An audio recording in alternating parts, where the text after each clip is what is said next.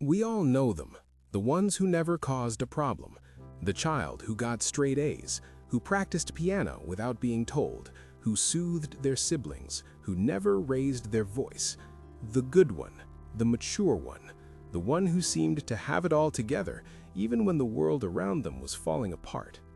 We praise these children, we hold them up as examples, but we rarely, if ever, ask what it costs to be so perfect.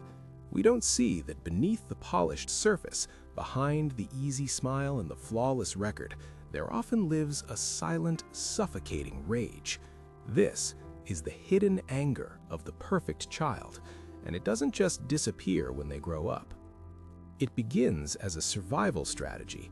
A child's mind is a brilliant, desperate thing. It learns the rules of its environment with terrifying speed. And if that environment is chaotic, unstable, or emotionally cold, the child learns that their own needs are a liability. Their laughter is too loud. Their tears are an inconvenience. Their spontaneous, messy, childish energy is a threat to the fragile peace. So a bargain is struck, deep in the unconscious.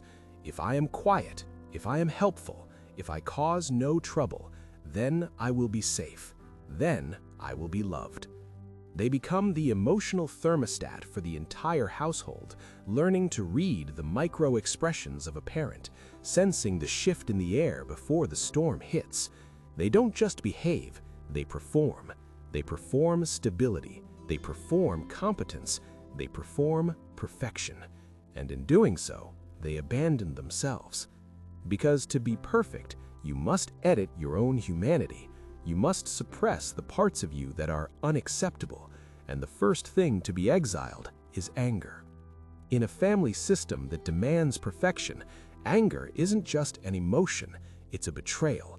It's the one thing that could bring the entire carefully constructed tower tumbling down. So the child learns to fear their own anger. They learn to swallow it. They feel it rise, hot and sharp when a boundary is crossed, when they are treated unfairly, when they are ignored, and they push it down again and again and again. But an emotion that is suppressed doesn't die. It metastasizes. It turns inward where it begins to curdle. This buried anger becomes the engine for the perfection itself. It morphs into a relentless inner critic, the voice that says, "Not good enough. Try harder. Be better." Perfectionism isn't about the desire to be excellent. It's about the fear of being flawed. It's the child's anger disguised as ambition, driving them to achieve, not for the joy of it, but to finally be beyond reproach, to finally be safe. As they grow, this anger leaks out sideways. It becomes a crippling anxiety, a constant low-grade hum of tension, a feeling that something is always about to go wrong, because for them, it always was. It becomes a profound, unexplainable sadness, a grief for the childhood they never got to have, a mourning for the self they were never allowed to be. It becomes resentment. They become the reliable friend, the responsible partner, the selfless colleague. They are the ones who always say yes, who always show up, who always take on the extra burden. And deep inside, a voice seethes. What about me? When is it my turn? Why am I the only one holding this together? But they would never say it. They just smile and say yes again. For the adult who was the perfect child, anger feels like annihilation. To let it out, to truly feel it, feels like they might burn the world down, or worse, that they will be abandoned for good. Their identity is built on being the one who is not angry, so the anger stays hidden. It hides in chronic pain, the migraines, the clenched jaw, the tightness in their shoulders. The body keeps the score. It hides in control, the need to manage every detail, every person, every outcome. Because if they can control the outside, maybe they can contain the explosion inside. It hides in passive aggression, in sarcasm, in a sharp intellectualism that cuts others down without ever raising its voice.